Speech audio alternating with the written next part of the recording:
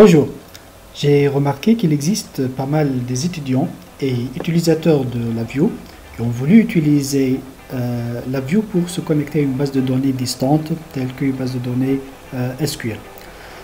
Alors aujourd'hui je vais présenter un toolkit très puissant de LabVIEW qui permet de réaliser facilement et simplement cette tâche. C'est le toolkit LabVIEW Database Connectivity. La première chose à faire, il faut installer mes SQL Connector.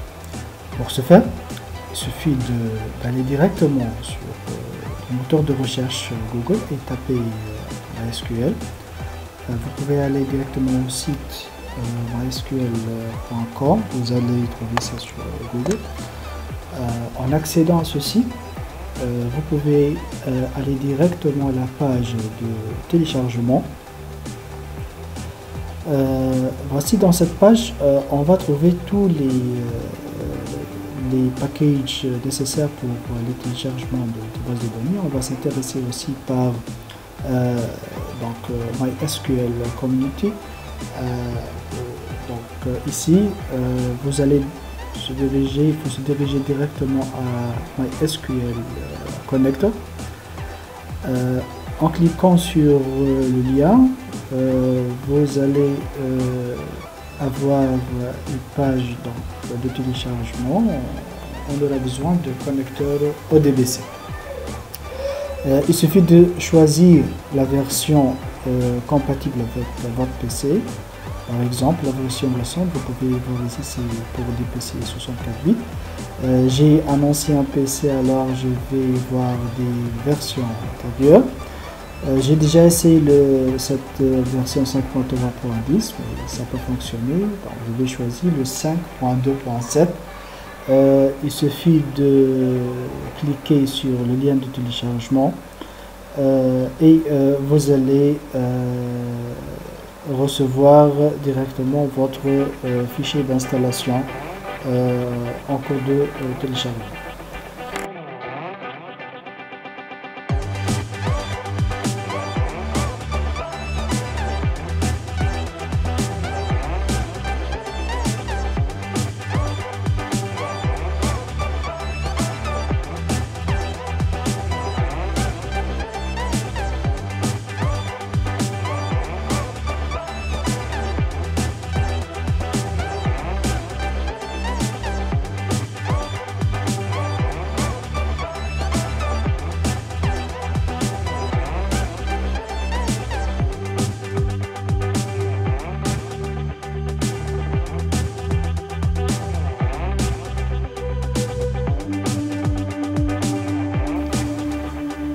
Voilà, on va passer maintenant à la deuxième étape et ça concerne comment on va connecter le système à notre base de données.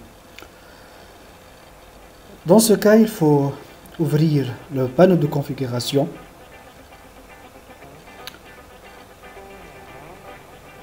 On va s'orienter vers les outils, système et sécurité, puis outils d'administration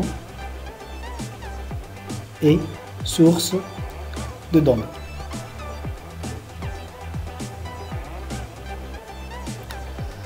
Dans ce cas, on va ajouter notre source de données en cliquant sur ajouter. On va ajouter maintenant notre source de données que nous avons installée tout de suite, MySQL Connector. Alors, on va mettre les paramètres dans ce formulaire. Tout d'abord, on va donner un nom. Vous pouvez choisir n'importe quel nom à votre source de données. Puis, on va donner le trajet de notre source de données. Dans ce cas, ou l'adresse IP. Dans mon cas, c'est localhost, puisque je suis en train d'utiliser une base de données en web server.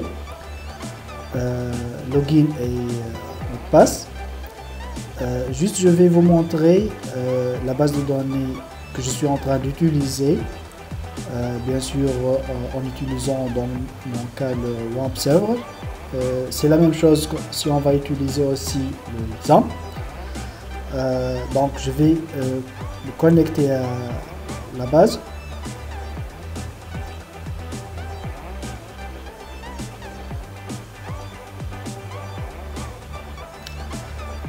Voilà, dans la base, j'ai ma base, le nom de la base c'est test. Alors je vais introduire ce nom dans les paramètres de configuration. Puis en cliquant sur OK, le système va se connecter directement à cette base de données et on va voir que la source a été ajoutée. On va passer maintenant à la troisième étape, c'est l'utilisation de LabVIEW avec le Toolkit Database Connectivity. Donc je vais juste vous montrer ma base de données, donc test. Elle contient un tableau que j'ai nommé paramètres, qui contient par la suite deux colonnes. Donc j'ai inséré les valeurs, c'est juste pour cet exemple. Dans ce cas, il faut ouvrir LabVIEW. Dans mon cas, je vais utiliser un UVI. Alors, dans ce cas, je vais m'orienter directement à la bibliothèque Connectivity Database. On aura besoin de 3 VI. Le premier VI, c'est pour ouvrir une connexion avec la base de données. Voilà.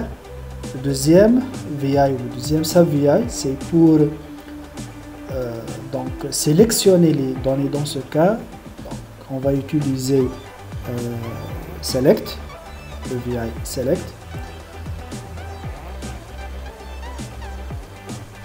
Voilà, je vais activer le label juste pour vous montrer les noms de ces sub-VI que j'ai insérés depuis la bibliothèque Connectivity.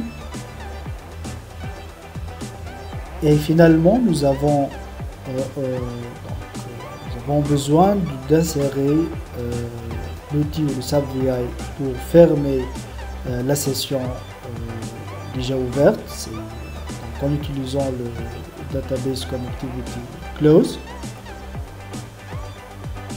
Alors dans ce cas, il nous reste de connecter ces trois blocs.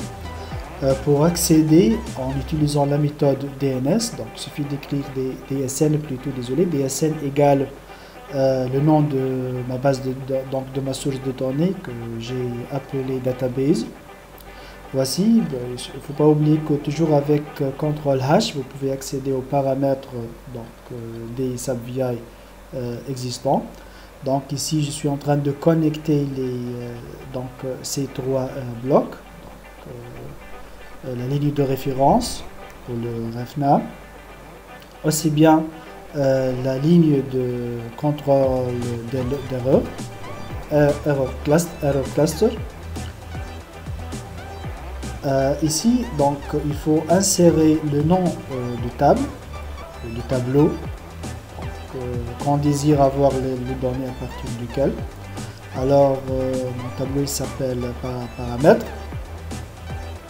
Bien sûr, il suffit de cliquer directement et ajouter une constante, ou create constant. Alors je vais écrire ici paramètres, c'est le nom de mon tableau. Bien sûr, on peut préciser quelle colonne on aura besoin. Ici, je vais avoir donc directement la sortie, donc je vais créer directement un indicateur. Vous pouvez remarquer que le type de données c'est du type variant. Donc ici j'ai déjà inséré le tableau qui va recevoir les différentes données. C'est du type variant. Alors en cliquant sur Run, vous pouvez remarquer que les valeurs sont insérées depuis la base de données. Mais ici, ce type de données, on ne peut pas l'utiliser directement sur la view. Il faut rappeler que c'est du type variant. Alors, pour qu'on puisse utiliser ces données, il faut faire la conversion.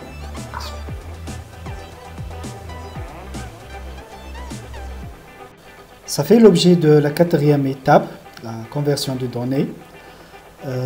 Dans mon cas, je vais faire la conversion des données reçues, donc de type variant, vers le type chaîne de caractères ou string. Dans ce cas, je peux utiliser deux boucles donc for loop pour assurer la conversion avec des tunnels auto-indexés, vu que le vecteur de sortie c'est un tableau à 2 dimensions. Dans ce cas, je vais insérer une autre boucle. Ici, donc la première pour faire la conversion des lignes, la deuxième des colonnes. Et dans ce cas, je vais utiliser la fonction variant to data. Alors, je vais connecter l'élément directement à cette fonction. Pour bien sûr définir le type de conversion, je vais insérer une constante vide de type chaîne de caractères ou string constant. On va utiliser à la sortie des boucles des tunnels auto-indexés et finalement je vais créer le tableau de données de sortie. Bien sûr, c'est un tableau qui contient des chaînes de caractères ou le type string. Alors dans ce cas, bien sûr, je vais montrer ce tableau. Il suffit de cliquer sur Run, donc vous pouvez voir les données de type convenable.